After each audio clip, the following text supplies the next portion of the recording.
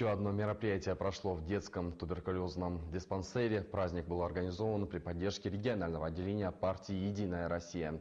С наступающим Новым годом детишек поздравила и Ася Горчханова. Пышные платья, костюмы сказочных героев, фейерверки – все это говорит о том, что приближается один из любимых праздников не только детей, но и взрослых. В детском противотуберкулезном отделении праздник в самом разгаре. Развлекательная программа с участием Бабы-Яги, Деда Мороза со Снегурочкой была подготовлена специально для детей. За месяц до Нового года ребятня отправляла письма главному волшебнику с пожеланиями. И вот долгожданные чудеса сбываются. В региональном отделении партии «Единая Россия» в Ингушетии была открыта резиденция Деда Мороза, куда дети со всей республики писали свои письма с пожеланиями. И вот сегодня мы, представители регионального отделения нашей партии, приехали с подарками поздравить местных ребятишек и пожелать им всего хорошего, доброго в Новом году, здоровья, счастья и благополучия.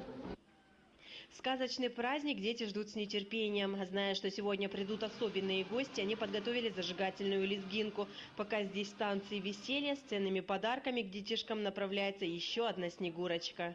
Со стороны Министерства здравоохранения решили оказать вот это внимание, поздравить наших детишек с наступающим Новым годом, пожелать им всего самого лучшего, пожелать им крепкого здоровья, чтобы они радовали своих родителей.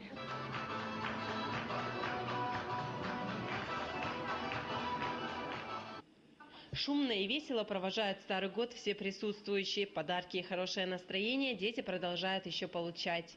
Хотелось бы мне поблагодарить всех тех, кто в этом участвовал, кто принес радость нашим детишкам, главу администрации, председателя Красного Креста Российского.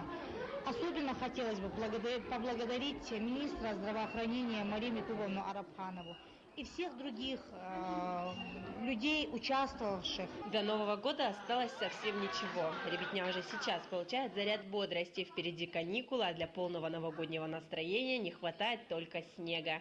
Ася Горчханова, Рустам Чахкиев, Ибрагим Асканов. Вести, Ингушетия.